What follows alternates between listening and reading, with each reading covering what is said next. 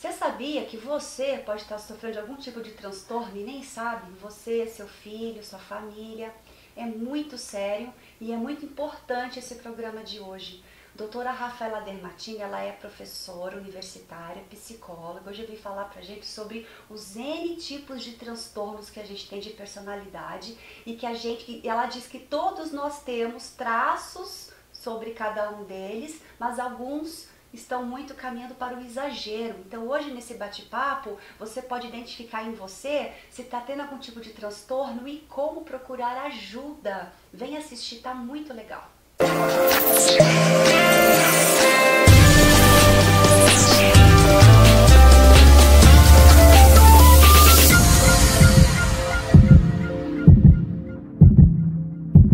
Rafaela, muito grata por estar aqui com a gente nesse programa de hoje. Como eu estava atrás de você, eu estava atrás de uma psicóloga para falar de transtornos há muito tempo. E você é coordenador da Unip, né? Sim, sim. Que maravilha. Então, conhecimento tem bastante aí para compartilhar. Estou aqui para compartilhar, para a gente poder falar bastante sobre o que é, né? O que acontece, o que é natural, o que não é natural. Vamos fazer isso. Vamos lá. E no meio do caminho eu vou compartilhar com vocês um transtorno que eu tive, que isso me motivou bastante a trazer esse assunto, né? Porque a gente só fala das coisas boas e das coisas que a gente passa, a gente não fala por vergonha e pode ajudar tanta gente que passa pelo mesmo motivo, né? Antes da gente começar então, necessariamente sobre o assunto, fala um pouquinho da sua trajetória. Então, eu comecei a trabalhar como psicóloga em 1995.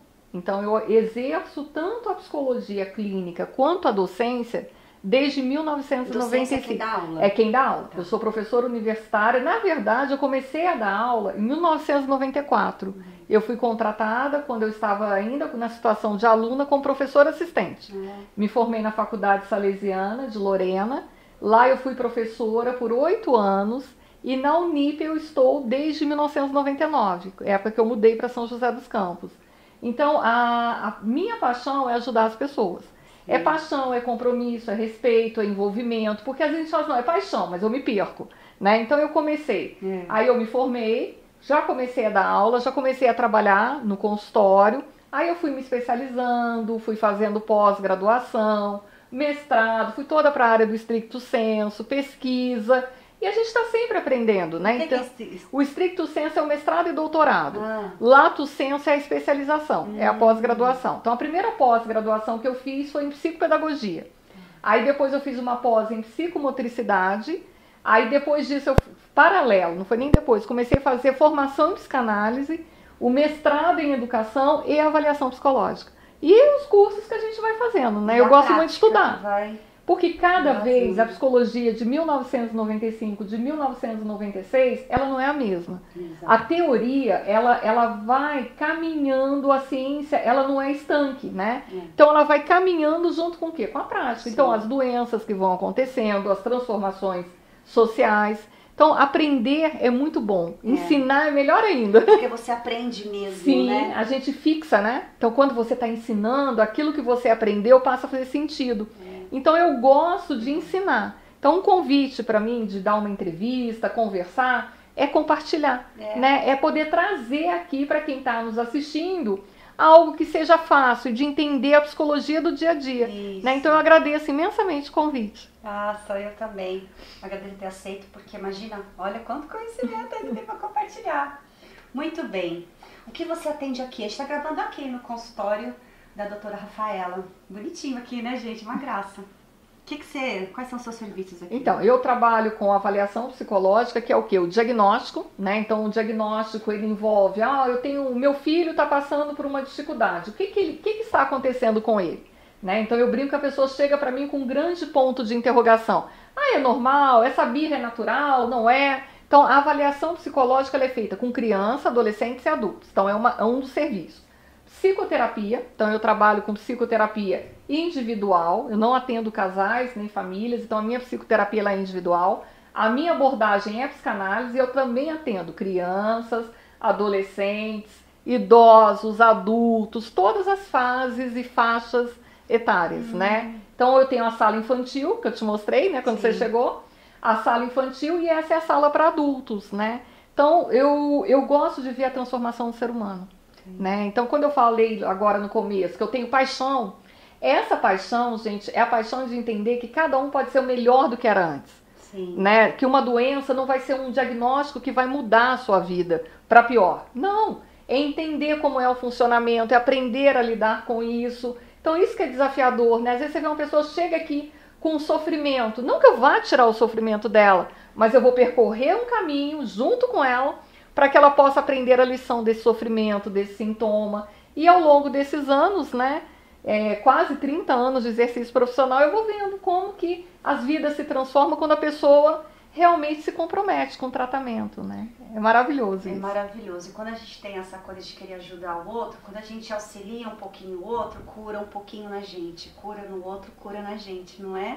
E isso para nós psicólogos ainda tem uma coisa, né? A psicologia é uma profissão que ela demanda muito estudo, mas também muito estudo pessoal. Sim. Por quê? Desde que um aluno entra no curso de psicologia, a primeira coisa que eu falo para os meus alunos, tem que fazer terapia desde o primeiro semestre. Né? E a terapia não é na faculdade, não é com o professor da faculdade, a terapia é fora, precisa, porque a nossa ferramenta é a nossa saúde mental. A gente precisa ter o autoconhecimento. Então, o psicólogo ele tem que se tratar continuamente. Né? Esses dias uma aluna me perguntou, professora, quantos anos você faz terapia? Eu falei, atual ou há quanto tempo? Eu falei, às vezes são 18 anos, são 20 anos.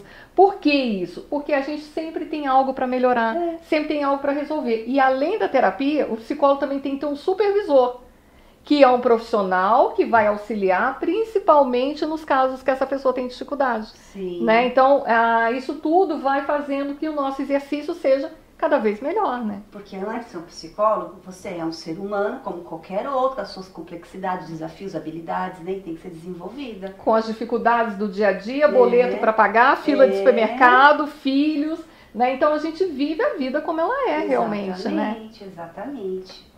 E aí, infelizmente, a vida ela tem também essas questões dos transtornos, né? Quais são os transtornos que existem? Olha, são muitos. Porque assim, a gente tem que pensar, o que é um transtorno? O transtorno, ele é uma atividade mental, comportamental fora do comum, para ficar mais fácil da gente entender. Então, o transtorno é algo que vai te tirar daquilo que é usual, que é o seu jeito, a sua maneira. Por exemplo, a gente está aqui com uma sala organizada, tá? Tá bom para você, tá bom para mim, ok. Agora, se eu tenho uma necessidade muito grande de alinhar as coisas, manter tudo muito organizado, então eu preciso que tudo esteja sob controle e eu preciso repetir rituais, então eu vou arrumar isso aqui várias vezes, eu vou fazer isso várias vezes, talvez eu tenha um transtorno obsessivo compulsivo. Que é o toque, né? É o toque, né? Então um transtorno que muitas vezes passa despercebido, porque ele é bem visto. Essa pessoa é muito organizada. Essa pessoa, nossa, ela chega do mercado, ela lava todas as latinhas, o armário dela é tudo certinho, no armário, por exemplo, de mantimentos. Ela pega lá os rótulos do molho de tomate, ela põe tudo seriado, ela pega o outro, ela põe tudo de uma forma bem escalada, né? E só que assim, vai além de uma organização, porque se a pessoa não faz isso, ela sofre. Ela sofre. Então você identifica quando uma mania está exacerbada, já é um transtorno, quando você sofre com aquilo. E outra coisa, além do sofrimento, a instabilidade do sintoma. Porque você pode estar descompensada, tá? Você pode estar no momento que você precisa tentar controlar o mundo externo para compensar aqui dentro. Mas isso passa. Agora, aquela pessoa ela vai aumentando, o compulsivo ele vai aumentando o ritual. Né? Quem nunca lembra, ouviu, né, vai lembrar agora a questão do Roberto Carlos. Ele é um paciente com toque. Né? Então ele começou com a questão de determinada cor que ele não gostava, que era o marrom, se eu não me engano. As pessoas não poderiam falar, não podia tocar, não podia falar algumas palavras. E ele foi aumentando esse ritual, ele foi aumentando. E foi interessante porque há pouco tempo ele deu uma entrevista falando que foi a psicoterapia que o ajudou a conviver com isso. Não existe uma cura, tá, gente? Não é uma coisa assim, tá curado. Porque não é uma doença. Não, vai ter o quê? Um tratamento e um controle. Certo. Porque quando desequilibrar, a gente volta para um determinado sintoma. Que nem diabetes, por exemplo. É um cuidado contínuo, né? Então a pessoa pode ficar bem, tá sob controle, então aquilo ela consegue. Nossa, eu tô vendo aquilo, mas eu vou me controlar, entendeu? Eu não vou fazer. Mas quando ela se desequilibra, ela volta para aquele caminho.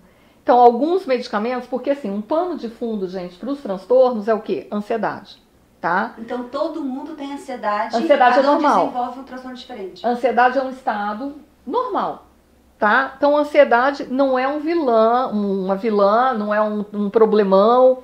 Ansiedade é um estado psíquico normal, que nos prepara para ação. Olha, eu tô aqui, hoje eu recebi você aqui no consultório, isso me trouxe ansiedade, né? Então, olha, eu tenho que preparar, vou organizar meus horários, né? Para que eu possa te receber, para que a gente possa conversar. Essa ansiedade, ela foi o quê? Funcional.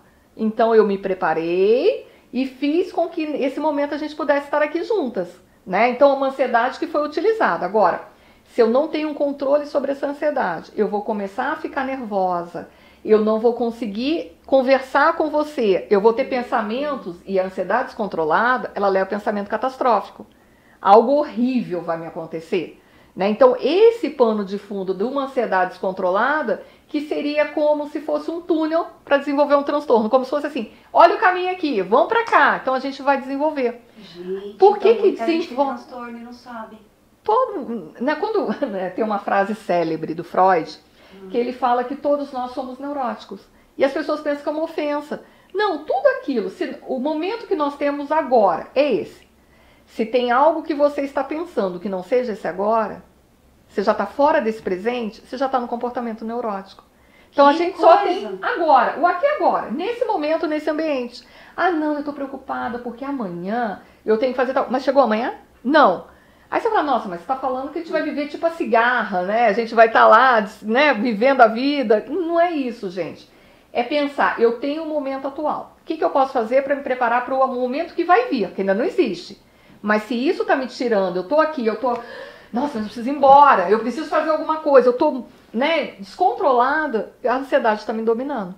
Então é sempre pensar, o que eu preciso fazer? Essa respirada que eu dei é nessa hora desse pensamento, respirar, pensar, né, planejar, tudo isso atenua a ansiedade, que ela não é vilã, tá? O problema é o descontrole. Entendi. Nossa, vamos lá. Vamos para o próximo bloco então, tá? A gente já volta. Olá, tudo bem? Sou o Thiago Barbosa, sou coach, sou palestrante e esse é o quadro Pílulas para a Vida.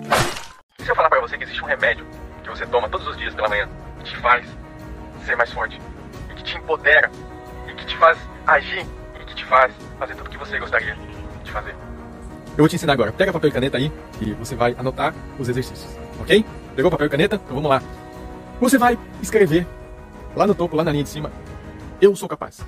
Então você vai escrever nas linhas do seu caderno 30 características. Eu sou capaz. Do que você é capaz? Olhando para você de fora, sai um pouquinho de fora de você. E se você fosse falar para uma pessoa de você mesmo, o que você falaria de você? O que você é capaz? Então você vai trazer essas qualidades nessa folha e vai ler todos os dias pela manhã. Durante 30 dias.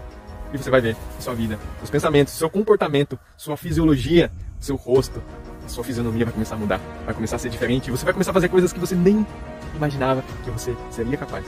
Então fale em voz alta todos os dias, na frente do espelho, acorde pela manhã um pouquinho mais cedo, vai lá na frente do espelho, pega o seu caderninho e diga pra você, seja o seu maior motivador. Se você gostou desse vídeo, se você gostou dessa mensagem, me siga aqui nas redes sociais.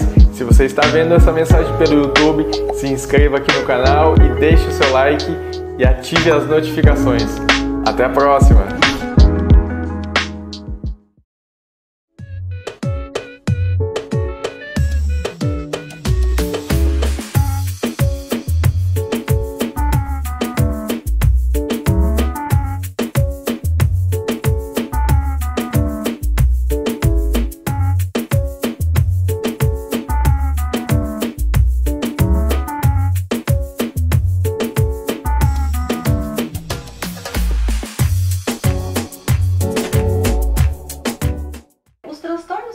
Conheço são um que eu tive, que nós vamos falar sobre ele, e aí tem borderline, bipolaridade, como é? Narcisismo, Vigorexia, que é o do exercício físico.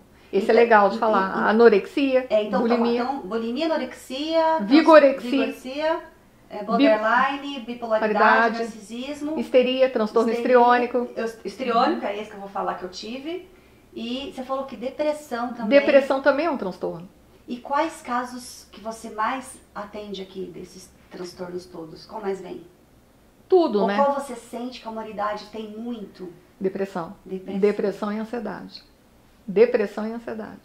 E olha que loucura, porque a ansiedade é uma coisa do futuro. Depressão, É o passado. estão os dois juntos, né? Então, por isso que não está Que vivendo aqui agora. sofrimento. Entendeu? Por que que tem que viver o aqui e agora? Aqui e agora é o que a gente tem, É, né? E isso não é é só vivido. o que a gente tem. Fala um pouquinho das características, porque no primeiro bloco você disse que muita gente tem transtorno e a gente nem sabe, né? Então, para a pessoa identificar em casa, como que ela vai identificar cada transtorno? Aí é desafiador, né? Porque assim, todas as vezes que a gente vê uma doença, a gente vê um transtorno, a gente pensa neles e identifica, eu tenho, né? Porque para você poder ter um transtorno, é como se você tivesse que quase que gabaritar a classificação internacional das doenças daquele transtorno, que é a CID, né? Classificação Internacional das Doenças, ou a da Organização Mundial da Saúde, que é o DSM, que são aqueles dos atestados, né? Então, olha, coloca CID, coloca DSM, eu vou me afastar. Para a pessoa identificar que ela tem um transtorno, tem que pensar o que está atrapalhando a minha vida diária.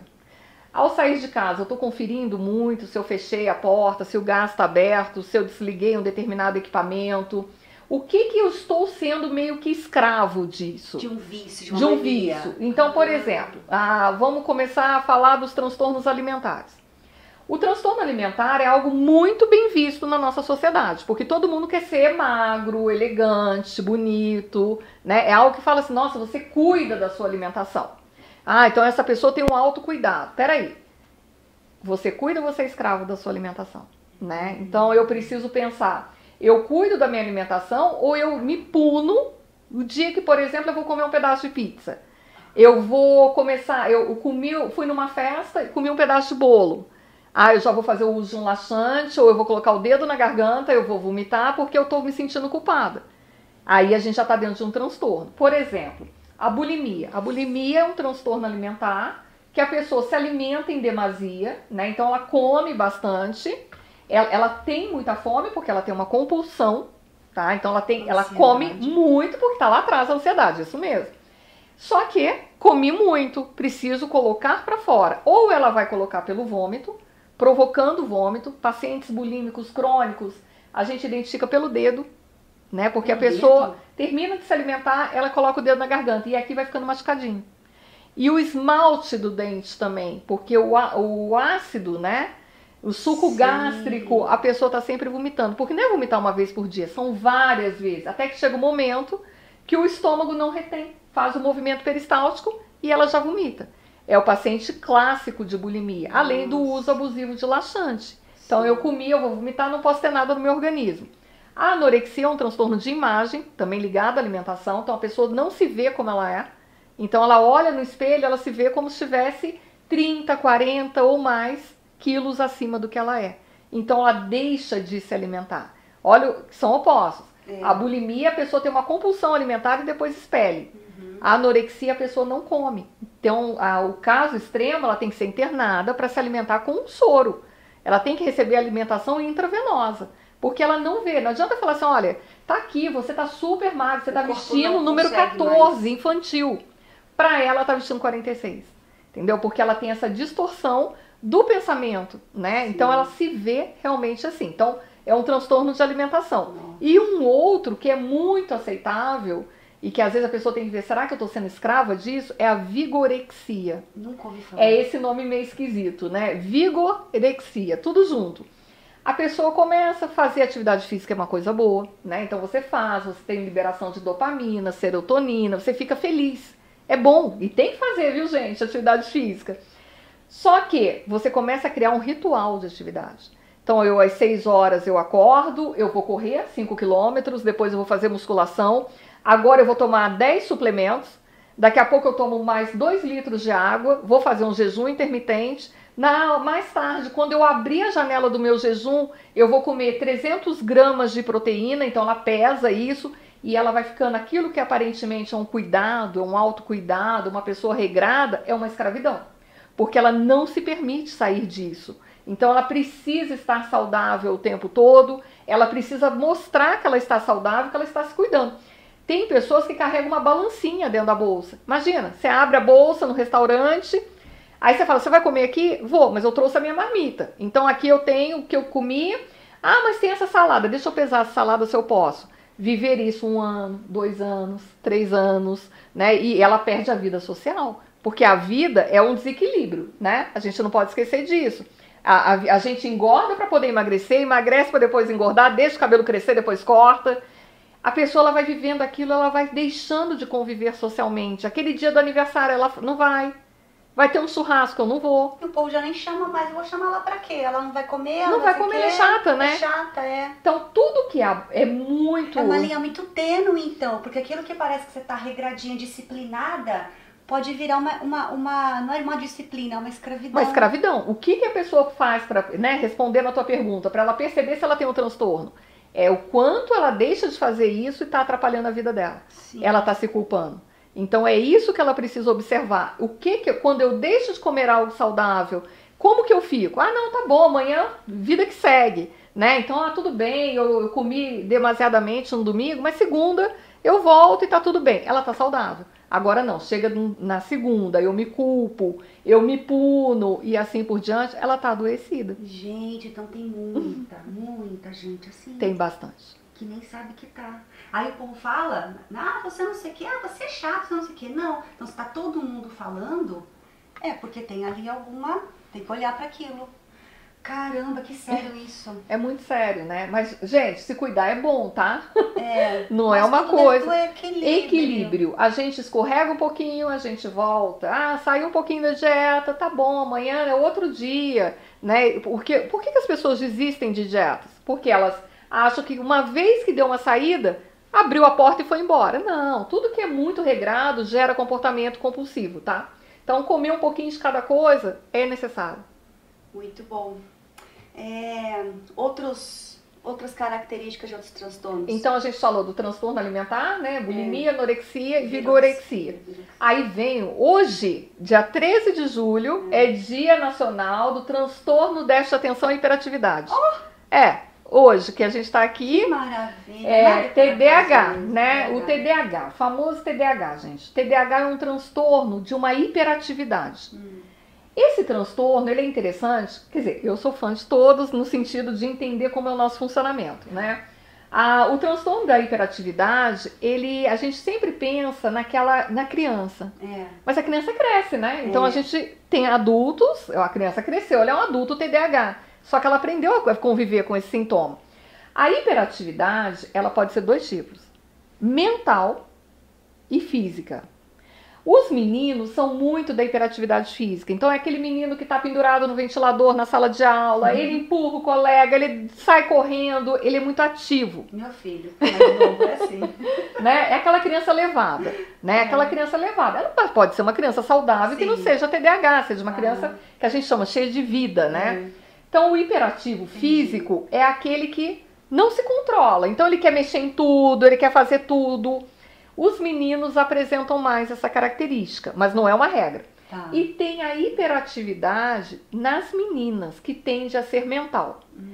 Geralmente elas não vêm para o consultório aqui com a suspeita. Olha, minha filha ela vai para a escola, mas ela não está aprendendo. E eu queria entender por que ela não está aprendendo. Quando é um menino, fala assim, a própria professora muitas vezes já fala, eu acho que é um TDAH.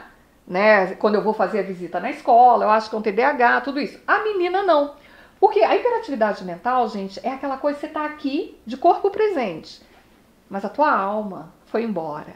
Então é aquela menina, ela é boazinha em sala de aula. Ela é quietinha, ela não falta, ela tá lá sentada. É uma doença silenciosa. É super, porque ela tá lá, ela tá bem. Enquanto o menino tá empurrando os outros, a menina tá plena, ela tá lá tranquila. Só que ninguém percebe que ela foi pra Nárnia. Ela foi embora, aquela menina não está lá, porque ela criou fantasias na cabeça dela. Então, quando a professora chama, ela até se assusta, porque ela tinha ido longe. É um diagnóstico muito mais difícil. Porque por isso que quando a gente faz uma avaliação psicológica, você tem que ir descartando as outras hipóteses. E a família muitas vezes é surpreendida quando eu falo assim, olha, sua filha tem um TDAH. Pode ser leve, moderado, tem níveis de TDAH, né? E o TDAH tem uma característica, a questão genética, tá? Então, geralmente, traz o pai. tá? Então existe uma herança biológica aí. Geralmente, tá, gente? Não é uma coisa assim, isso vai acontecer. Então, se o pai é TDAH, o filho vai ser TDAH. Não, é a mesma coisa. Se o pai é bonito, não quer dizer que o filho vai ser bonito, né? Então a gente nunca sabe o que vai ser. Sim. Mas quando a gente investiga, a gente vê que tem mais pessoas com TDAH na família. E o TDAH adulto tem uma característica, o álcool acalma. Então vem muito por trás de alcoolismo um TDAH. Então fala assim, olha, o pai é alcoólatra. Não, mas o pai não é TDAH, ele é alcoólatra. Não, ele era TDAH. Ele aprendeu a utilizar a bebida, às vezes drogas, para poder o cérebro acalmar. É como se tivesse um monte de coisa correndo, sabe, na mente dele. Só que quando bebe ou quando usa alguma substância psicotrópica, acalma, relaxa. Aí vai gerar um outro problema, que é o alcoolismo ou a drogadição, né? A pessoa se torna um adicto por conta disso, porque o pano de fundo está nisso. Né? Então, a gente, e por trás disso, de novo, gente, ansiedade, né? A ansiedade. Então, o TDAH é um transtorno, né? Aí nós temos transtornos afetivos, tá? A hiperatividade é um transtorno cognitivo e comportamental. Afetivo, a gente fala muito do borderline, né? Do humor, do afeto, bipolar, tá dentro do afeto, que é o quê? Vamos começar o borderline. Pensa na palavra border, tá na borda entre um comportamento neurótico, um transtorno neurótico e um comportamento do mundo psicótico. Ele está ali nesse limite entre esse mundo, esses dois. O borderline geralmente é um diagnóstico que se faz na vida adulta, tá? Então a gente não é um diagnóstico que a gente vê numa criança, num adolescente. Porque um adolescente ele pode ter vários comportamentos que vão levar ao borderline, mas que ele não é, né? Porque ele é muito intenso. Como que é um borderline? Ele é intenso. Se eu te amo, eu amo muito. Eu quero te colocar num pedestal. Você é a pessoa mais importante da minha vida. Eu não vivo sem você. Aí você fala, mas isso é uma paixão. Ele é um apaixonado. Ele é impulsivo. Ele vive intensamente. Um adolescente também, né? Um adolescente também. Uma paixão também é assim. Só que ele vai e ele muda o extremo, né? Então ele vai para ou vai caminhando para um outro extremo. Eu te odeio. Se eu te odeio, eu também te odeio com todas as forças, mas não é bipolar. Por isso que o diagnóstico diferencial é complicado, gente, entre uma bipolaridade e um borderline. O que vai definir isso é a estabilidade dos sintomas, é como essa pessoa lida com os afetos, como que ela traz esse mundo para a vida dela. O borderline, eu vou fazer uma analogia, de um cacto. Sabe o cacto? Sim. Corta um cacto. O que tem dentro dele? Água, né? Não sei. Água. O cacto é mole, é pura água. Você corta um cacto, ele é mole. Só que ele é cheio de espinhos por fora. O borderline, ele é assim. Então ele mostra uma energia psíquica, uma força, uma agressividade. Mas ele é muito frágil. Então aquilo é uma couraça. Ele faz isso para se proteger. Sabe? É uma coisa, não chega perto de mim. Senão eu posso chegar. Eu vou te atacar. E quando você... Tá bom, ataca. Você me magoou. Como é que foi? Como que é isso? Então, aí você fala, não, mas então ele é bipolar? Não, ele é border. Tá? Então ele é um paciente, muitas vezes, até difícil para o tratamento. Porque a relação entre psicólogo e paciente é uma relação transferencial. Precisa haver confiança no trabalho. Precisa haver admiração no trabalho. Porque você não vai num psicólogo e fala, não gosto dele. Né? Só que, assim como todas as relações próximas, tem momentos de mais afeto e tem momentos sem afeto. Sim. Momentos que você vai ouvir coisas que você não gostaria de ouvir, uma sacudida, para de se fazer de vítima, vai, reage, já aconteceu, vamos. Né? Então o psicólogo está ali te motivando, né? Não como um coach, mas te motivando a viver a sua vida e assumir as suas queixas. A autorresponsabilidade. Exatamente. E o border muitas vezes não quer isso. Ele quer um amor que faltou para ele. O amor incondicional de quem? Da mãe. E aí ele se volta, eu não vou mais para terapia, eu não quero mais. E aí podem vir ideações suicidas, tá? Que é muito perigoso, né? Então você não me ama, eu vou me matar, né? Então é preciso de muita experiência clínica para você atender um borderline. Caramba. É difícil. Difícil. Gente, vamos para o próximo bloco para falar mais de outros transtornos. A gente já volta.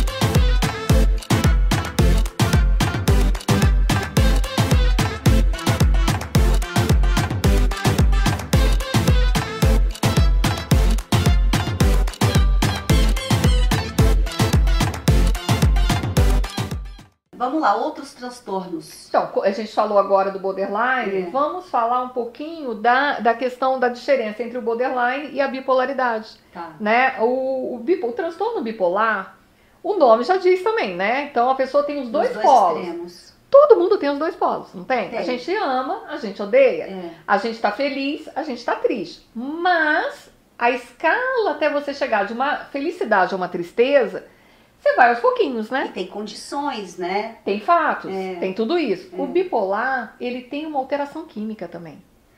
Aí, ele não é uma coisa assim, hoje eu acordei feliz, bom dia a dia, que não sei o quê. Não, hoje eu acordei feliz, bom dia a dia, que não sei o quê. Passou um tempinho. Sem nenhum motivo aparente.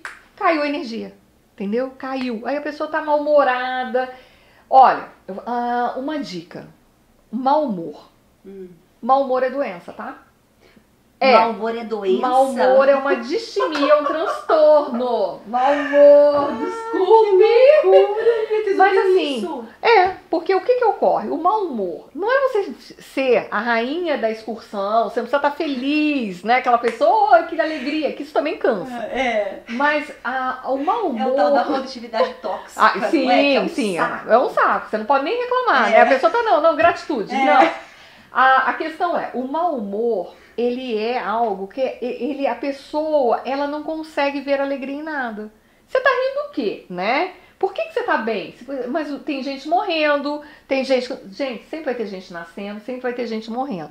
Vamos parar de olhar o foco só pro negativo. Não quer dizer que a gente vai entrar numa questão de negar a vida, negar as vicissitudes da vida. Não. Mas a vida, ela tem esse desequilíbrio. Você tá feliz com alguma coisa, de repente você recebe uma notícia que não é boa. Você vai se adequar, vai ter uma automodulação aí, que você vai falar, poxa, agora não, né? Agora eu fiquei triste. Poxa, isso me aborreceu. O bipolar, ele oscila sem ter que ocorrido uma notícia dessa.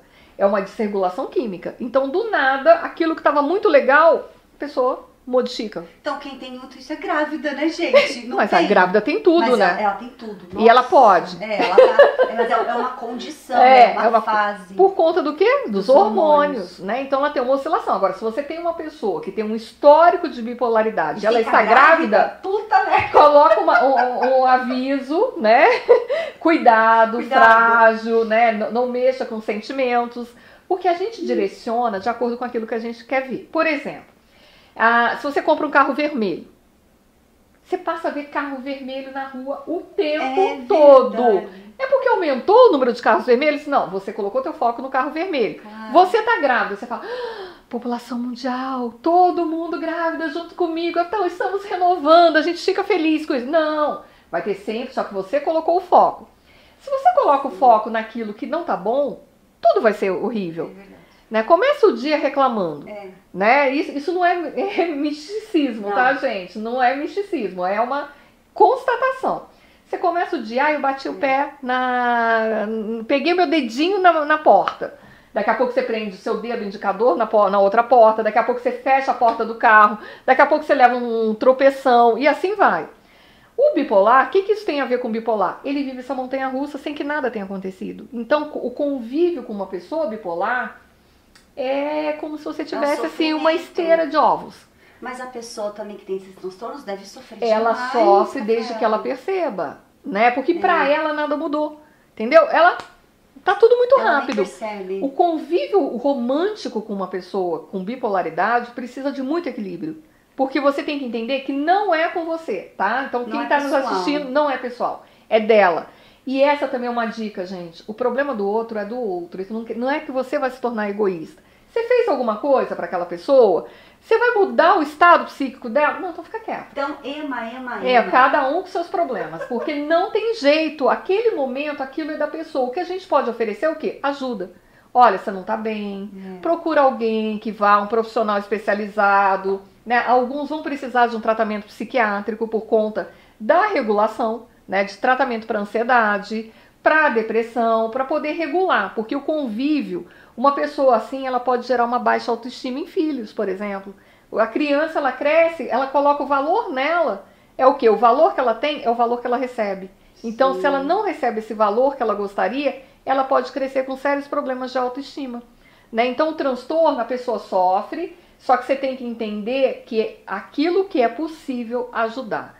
A mudança, gente, ela é de dentro para fora, tá? Então, por mais que você queira mudar o outro, ele não muda sozinho. Se o outro quiser. Não, né? Por isso que, eu estou fazendo terapia e minha vida não mudou. Bem, você não veio aqui para construir um avião, você não veio para uma aula de mosaico, né? Então precisa haver uma colaboração e uma disponibilidade interna. Até um detalhe que é muito importante. Esses dias eu estava falando com uma pessoa que terapia não é para todo mundo. A pessoa regalou o olho e falou, Rafaela, mas como assim terapia não é para todo mundo? Não é.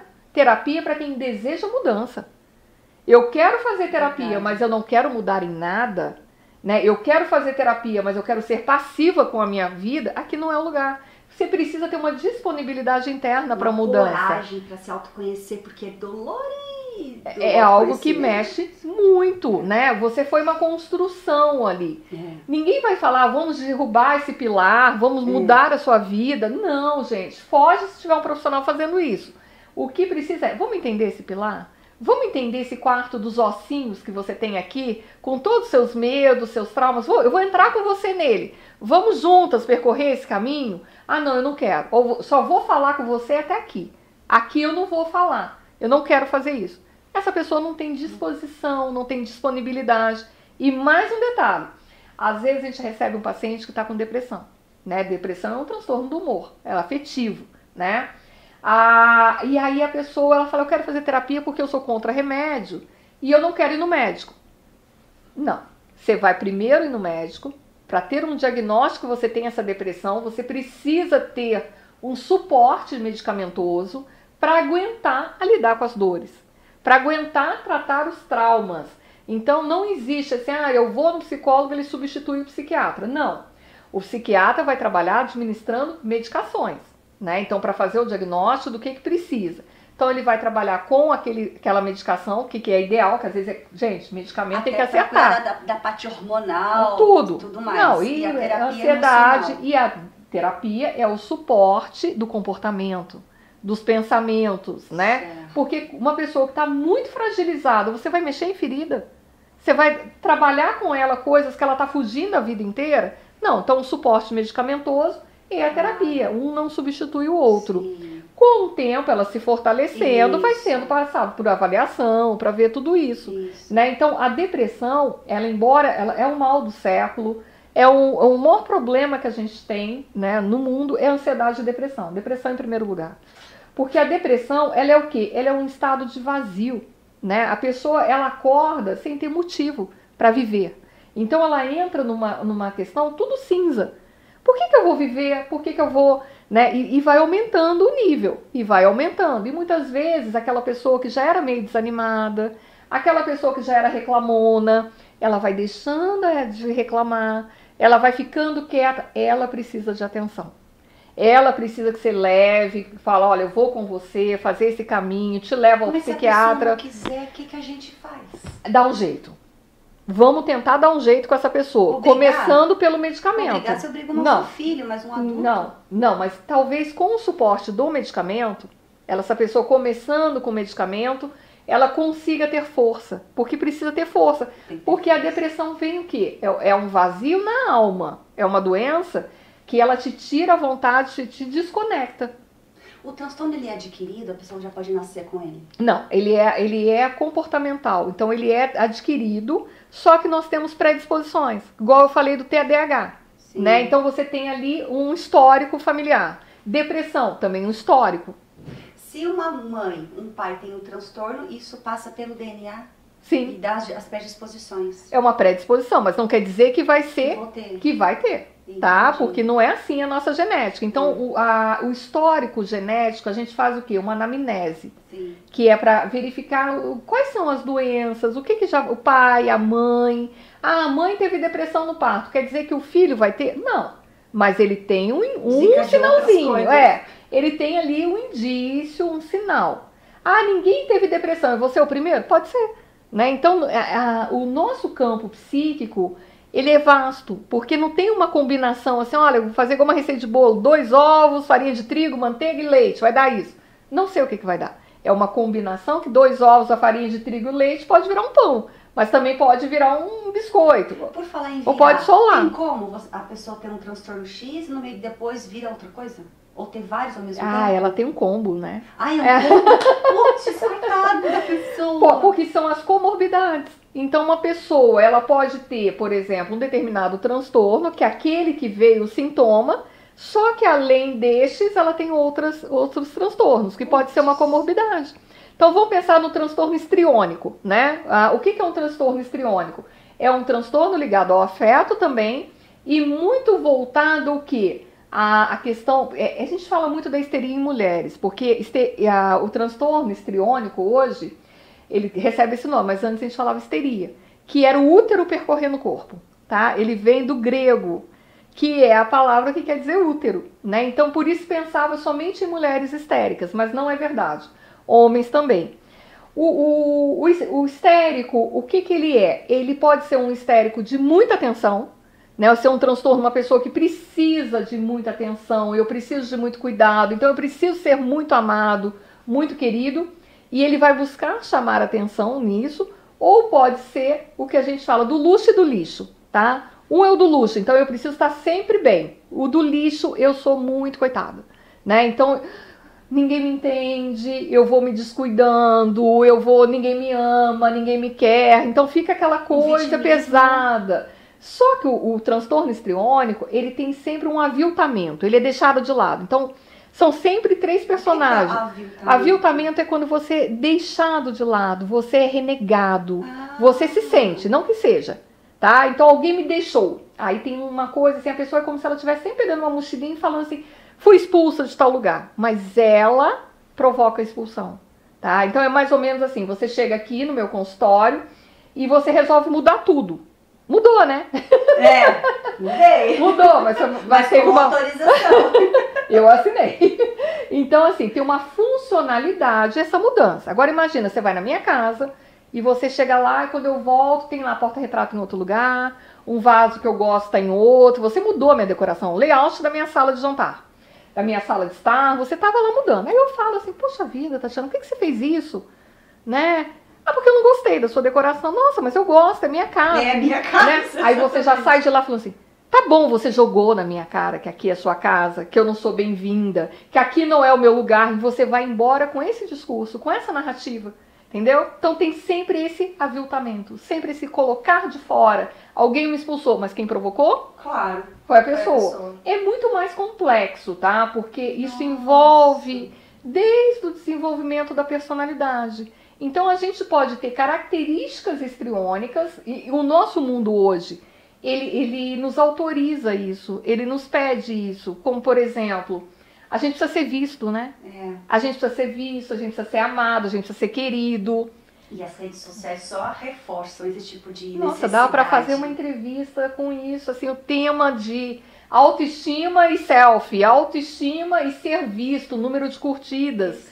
Quantas vezes isso não desencadeia uma baixa autoestima, né? Uma diminuição da autoestima? Sim. Por conta, eu não estou sendo vista, não estou sendo querido. A gente se compara com milhões, né? Com o mundo, né? E quantas pessoas tem no mundo, né? Nossa, gente. Parece que a gente vai virar 8 bilhões no dia 15 de novembro. A gente vai virar a população mundial, estava lendo uma notícia ontem. É mesmo? A estimativa é que dia 15 de novembro desse ano vamos atingir 8 bilhões. E por que novembro? Porque é 9 meses certinho depois do carnaval. Exato. É verdade. Eu entrevistei uma pessoa, ela falou assim, que ela da enfermeira da maternidade, ela falava, 9 meses certinho depois do carnaval é um boom na maternidade. E depois o verão, né, também, né? Então, a partir do segundo semestre nascem mais pessoas, mais né? Pessoas. E vai ser em novembro que a gente vai ter a população mundial aumentada. Que loucura. Nós estouramos o tempo de novo. Vamos para o nosso último bloco.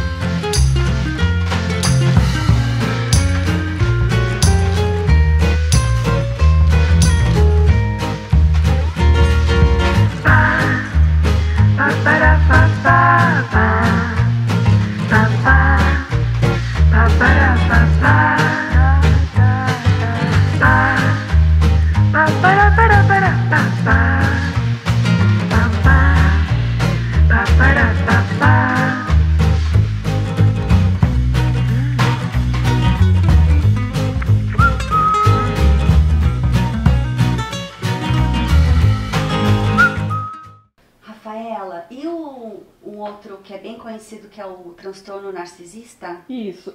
Esse tá muito na moda, né? É. Nem todo mundo é narcisista, tá, gente? Pode ser histérico, pode ser bipolar, pode ser borderline. O que é um transtorno? Pode ser tudo junto.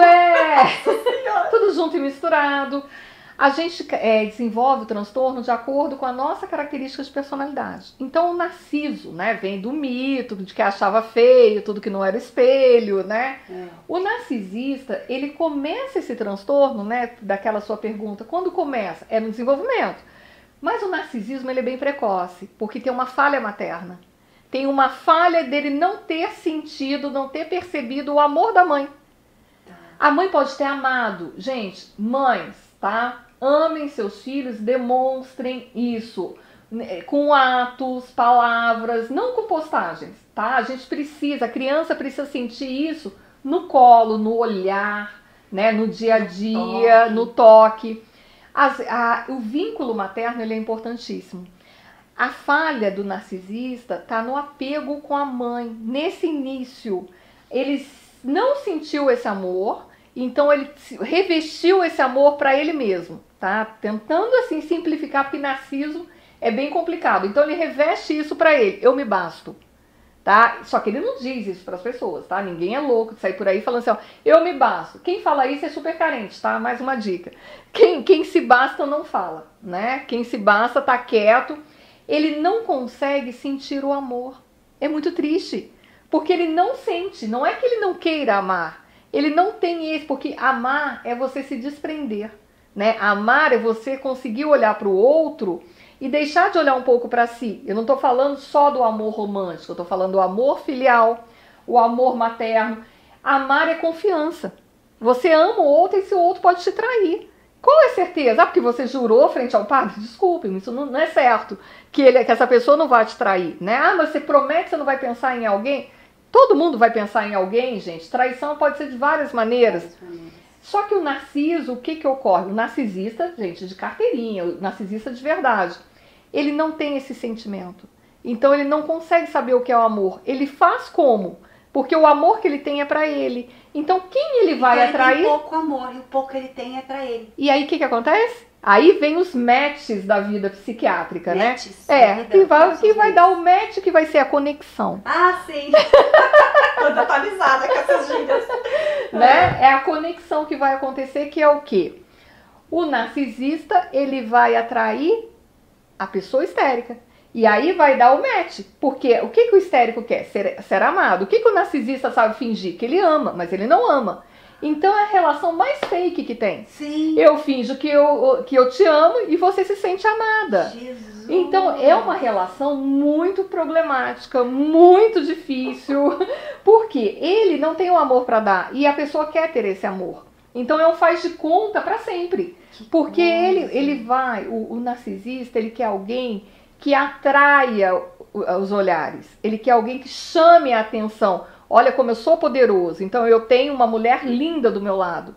E aí ele vai fazer com que essa relação fake exista nas redes sociais, para as pessoas. Só que no dia a dia é uma frieza.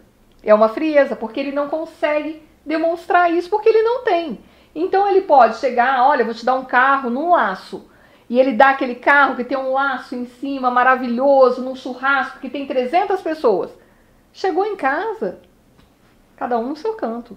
Porque não tem aquela vibração. Aquilo foi uma demonstração fantasiosa. Ele fez isso. Então ele atrai pessoas que querem conquistá-lo, porque ele é inacessível. Né? Então ele é aquela pessoa, é um príncipe encantado.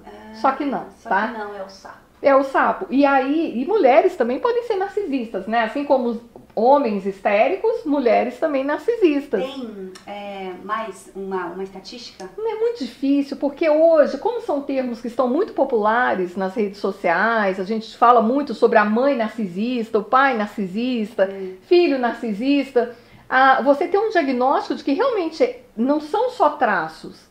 Porque você pode ter traços, mas não ser narcisista. Sim. Né? O mãe narcisista, por exemplo, é aquela mãe que provavelmente vai produzir o filho, né? Que não vai sentir esse afeto.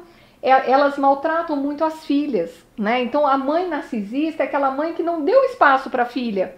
Então aquela filha é uma competidora, aquela filha veio para ocupar o lugar, então ela não deu esse afeto. Então é aquela que vai estar sempre com muita crítica, muita cobrança, muita exigência. E isso vai formar nessa filha a baixa autoestima, que não é recuperada, tá, gente? Sinto dizer que ninguém levanta a sua autoestima, tá? Ela é alta. Então, a autoestima é uma construção, o valor que nós damos para nós mesmos. O que a gente percebe em terapia? Uma pessoa com baixa autoestima vai aprender a lidar com isso. Mas não tem, assim, olha, um suplemento para a autoestima. Não tem. O suplemento que pode existir é o autoconhecimento. Sim. Então, aquela baixa autoestima, a gente aprende a conviver com ela e saber onde estão as feridas. A mãe narcisista, ela colocou isso, ela provocou, ela fez. Então ela é uma mãe que tem um vínculo de frieza, ela tem um vínculo de exigência. Nada tá bom. Você fez isso, poderia ter feito melhor. Você pensou isso, você não pensa. Então são muitas críticas que vão rebaixando essa menina o tempo todo. Nossa, e que às vezes também não dá para culpar, porque tem a pessoa sabe, mas também não dá para isentar da responsabilidade, não é nem culpa. Não, porque a culpa vai para o vitimismo, né? A autorresponsabilidade vem para vou mudar. E agora eu vou compartilhar com vocês a minha história. Eu não vou dizer, eu tive uma pessoa assim com esse transtorno narcisista, não vou dizer para não expor. Então eu vou me expor, né? O meu terapeuta, fazendo terapia em acupuntura, ele me falou que eu tinha o TPH, transtorno da personalidade histriônica. E ele falava que foi muito difícil entender, porque que é uma linha muito tênue, ele não sabia se eu era a narcisista, ou se eu era essa, ou se eu era uma outra. E aí, com vários 12 anos de terapia, toda semana, ele levou esse tempo, um pouco antes, para poder detectar. E aí eu tive isso.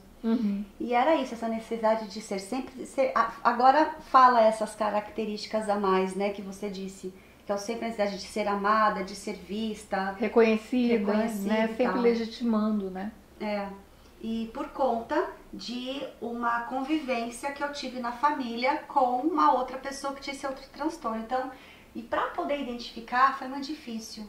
E eu cheguei a um momento que eu não sabia por que eu era assim, por que eu fazia esse tipo de coisa. Tinha alguns comportamentos que não eram saudáveis, que não eram bons. E falei, por que eu sou assim? Eu não sei por que eu sou assim. Então foi um sofrimento muito grande pra mim, porque eu tive essas características. Então vamos falar um pouquinho da histriônica, assim. A pessoa para identificar é a carência, faz de tudo para chamar a atenção. É muito difícil, assim, a gente pensar, porque tudo isso todo mundo né? Entendeu? Entendi. Todo mundo tem uma carência, todo mundo quer essa questão de chamar a atenção. Como é que se faz? O nosso diagnóstico, ele é clínico. Então não tem um exame, né? Então é um diagnóstico clínico. Como é que você faz para saber se a pessoa, qual é a característica? É pela estabilidade, pelas narrativas, pela qualidade de relacionamentos, pela história de vida, como ela reage, né? Então é muito complexo. Embora a gente possa pegar todos esses indicadores, né? Não quer dizer que essa pessoa vai ter dos 10 itens, ela vai conseguir fazer com que essa pessoa realmente seja assim.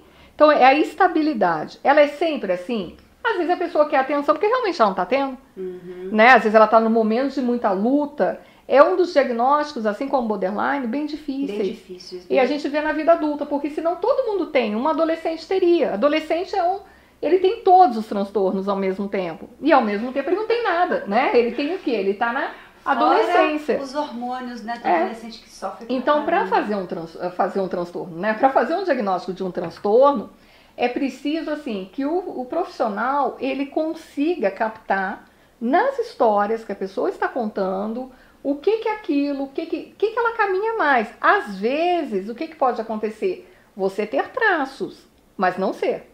E tem como, por exemplo, no final do tratamento, ele morreu. Então, eu não tive o fechamento oficial ali.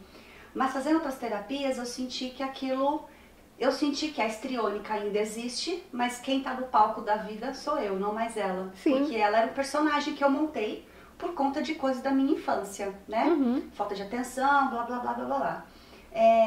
tem como alguém se recuperar disso? Sim, vai ser sempre um traço que você vai carregar, né? Se for isso, né? As características, é um traço que a gente carrega. Não, foi né? É um traço que a gente carrega. Mas não quer dizer que você seja o seu sintoma. A gente não é um sintoma, tá, gente? Isso é importante. A gente está falando tudo isso, eu fico preocupada, porque às vezes a gente pensa assim, nossa, eu sou isso, o que eu faço agora com isso? Continua vivendo, continua remando, continua nadando, né? Porque a vida é assim, né? Então a gente precisa continuar vivendo. Quando as coisas desequilibram, talvez você vá para esse lugar. Talvez esse seja o papel. Então o que você tem que fazer? Você já está identificado, né? Então é observar, será que o que eu estou fazendo é um drama, é uma necessidade? Sim, eu preciso chegar nesse momento, né? O autoconhecimento e sacar, não, pera, agora a estrônica sumiu, agora não quero mais. Não, é isso. E às vezes a gente só vai conseguir enxergar depois que passa, né? Aí depois que deu todo o piti, aí você fala, não precisava tanto, né? Pois é, mas aí aconteceu. O autoconhecimento é libertador, porque com ele a gente pode ser quem a gente quiser ser, né? Então os traços, todo mundo tem um pouquinho de mania. O oposto da depressão, gente, chama elação, que é a mania. Elação. A mania. A gente fala, né? Eu falei da bipolaridade, mas eu falei muito pouco da mania, dos episódios maníacos. Episódio maníaco se confunde muito com um episódio obsessivo. Porque você pode entrar, por exemplo, agora na pandemia teve um fenômeno bem interessante. Sabe aqueles canais que vendem coisas online? Né, que estão lá naquele canal, leilão de tapete, bolsa, aí aparece uma joia, aparece não sei o quê. Quem é o público consumidor? Mulheres acima de 60 anos, com insônia durante a madrugada. As mulheres nesse perfil, né, tanto que o Instituto de Psiquiatria do Hospital das Clínicas fez grupos durante a pandemia com esse público-alvo, porque são mulheres em sofrimento que começam em episódios de mania a fazer compras compulsivas. Então começam a comprar porque é muito fácil você comprar online, você tem o prazer de receber aquilo, mas quando você recebe você já não quer mais, porque o prazer está na expectativa de você fazer a compra. Né? E aí isso foi, por isso que se você olhar assim, mudar o canal, colocar 3 horas da manhã, as vendas estão em alta, eles vão fazendo leilão e isso vai estimulando, né? Eu preciso comprar um chale, eu preciso comprar um determinado objeto por conta disso, da solidão, disso tudo. Meu Deus. Então a mania, ela nos leva à compulsão, a mania nos leva à questão de repetição de comportamento e a um excesso, que muitas vezes é confundido também com histriônico, né? Sim, por isso que o diagnóstico é diferencial, não dá pra gente saber. Então dá pra pessoa se curar pelo autoconhecimento. Ela vai controlar. Então eu não sou curada. Não, você é controlada. Tá? Porque a cura às é quando... vezes não. Na maior parte do tempo. Mas assim, por conta da condição, dos motivos mesmo, é o controle. Né? Mas ela Não existe uma cura, porque não é uma doença, ela é um transtorno. Entendeu? Entendi. Então é uma condição, é uma forma de ver a vida, é uma forma de atuar na vida. E ela pode entrar e sair sem ela perceber? Pode ser um pano de fundo, né? Até porque a maturidade traz o autoconhecimento, Sim, né? Então ela pode na maturidade se livrar disso. Sim. Sem perceber que até já teve. Ela já está mais controlada, entendeu? E aí a questão da medicação, né? O acompanhamento psiquiátrico é importante, como por exemplo, nesse caso das compras. Por trás disso tem solidão, tem abandono, tem várias situações, tem ansiedade. Aí quando se entra num tratamento, aquilo vai deixando de ser tão prazeroso e a pessoa não se coloca. Aí tem comportamentos de risco, né? Tem muitas coisas. Nossa, eu ficaria com você aqui falando. Deixa eu fazer uma temporada. Nossa, imagina! De cada transtorno. Vocês gostam? Se quiser, a gente coloca aqui. A gente traz a Rafaela de novo aqui para falar especificamente de cada transtorno. As pessoas podem... o que elas podem fazer em casa para identificar? Porque pelo que eu entendi assim, tudo o pano de fundo é a ansiedade e tudo originou lá na infância. Olha a importância dos pais até os 7 anos, né? Sim. Aí a famosa mielinização, estudando essa mielinização aí, que são aqueles perfis masoquista, rígido, sádico, perverso. É interessante o autoconhecimento mesmo. E tem algumas dicas que as pessoas podem identificar a ansiedade ao pano de fundo e o exagero em qualquer coisa que descompense a pessoa pode ser algum tipo de transtorno. É o autoconhecimento, né? É começar a se observar, falar assim, olha, eu tô pegando muito pesado com isso, eu tô exagerando na alimentação, eu estou exagerando no controle, eu não estou dormindo, isso está atrapalhando o meu funcionamento. Então, uma dica é, isso não está passando tão rápido. Mais de 30 dias, peça ajuda, tá? Peça ajuda. Mais de 30 dias com um sintoma, ele não vai passar, né? Porque uma coisa você está desequilibrada, né? Poderia ser uma TPM, no caso, né, feminina, a gente coloca, só que ela passa. Aí você está sempre mal-humorada, você está sempre para baixo, e não é por um fato específico, um desemprego ou uma doença. É um estado interno, e isso está perdurando. Procura ajuda, não precisa sofrer. Ajuda é o quê? Médico, ajuda é psicólogo, é o psiquiatra, às vezes um exame clínico, um endócrino, né? Então precisa verificar qual é o sintoma. Olha, eu estou triste há muito tempo. Procura um psiquiatra. E paralelamente a isso, procura um psicólogo para poder ver. O psiquiatra pode falar, não, só a terapia, ou vamos entrar com uma medicação mais leve, faça a terapia. A terapia, ela é o que vai combinar com tudo, né?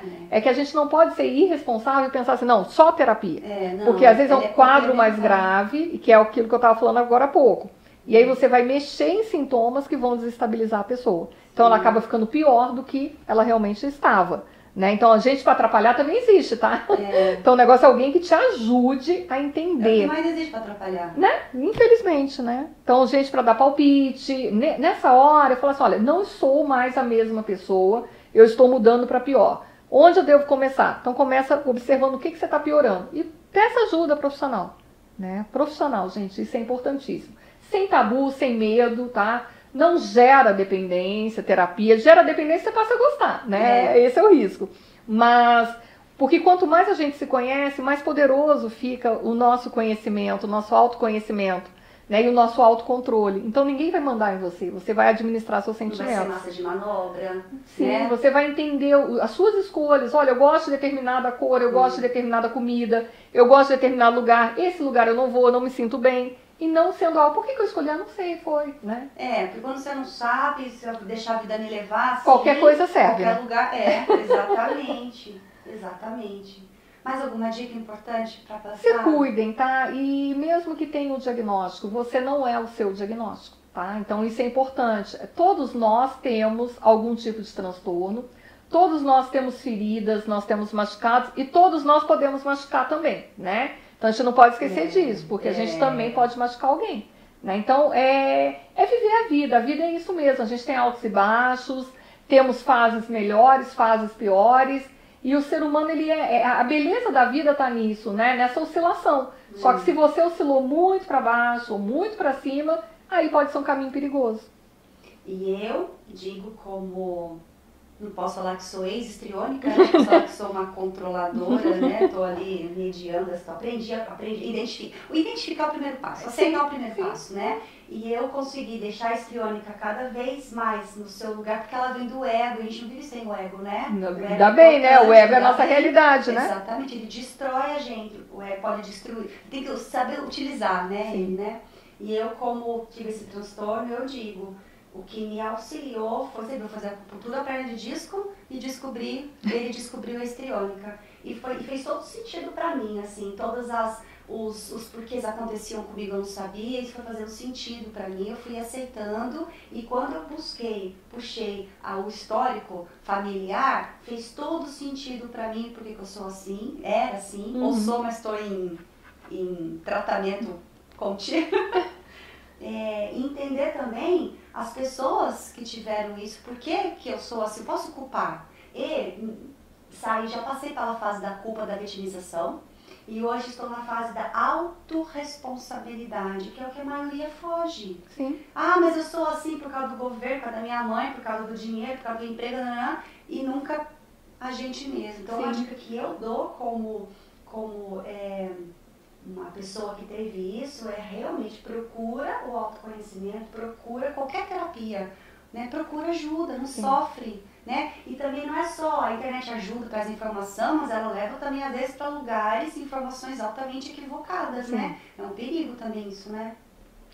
Cuidado com o que consome, né? Eu acho que uma dica final seria cuidado com o que você consome de informação, de notícias, né, a quem você confia, isso tudo é muito importante, né? Procurando ajuda e sabendo a quem recorrer, né? Porque também não é qualquer tipo de terapia, né? A gente tem que saber aquela que vai ser adequada para aquilo que a gente precisa, né? Precisa destinar para o local certo. Isso mesmo. Então, se você gostou dessa entrevista, sentiu firmeza aí na doutora Rafaela, venha procurar aparecer aqui nas redes sociais, fazer uma consulta, começar por algum jeito, né, para não ficar sofrendo, né? Estou à disposição, né? Foi um prazer conversar com você, né? Quem quiser me seguir nas redes, no Instagram, no Facebook, Rafaela De Martini, psicóloga. Que legal. E se vocês gostarem, coloca aqui, a gente faz a Rafaela quiser, pra gente falar sobre cada coisa, né? Muito obrigada pela sua presença, viu? Muito obrigada. Mas eu vou dar um presente. Isso é ótimo. Obrigada. Você me deu um presente agora, eu te dou outro. Muito obrigada. Pode deixar tirar o lacinho. Deixa eu abrir. Porque a vida ela é assim, precisa de ajuda, gente, né? Precisa de ajuda. Ninguém tá sozinho, né? Nem nos sintomas, nem na dor. Olha, que lindo. A vida é assim, né? A vida realmente é assim. Muito obrigada. Vou guardar com muito carinho e vou usar. Isso é bom. Eu vou usar. Isso mesmo. Muito grata, viu? Obrigada. Gente, muito obrigada por assistir. Espero você no próximo programa, às 11 da noite. Tchau.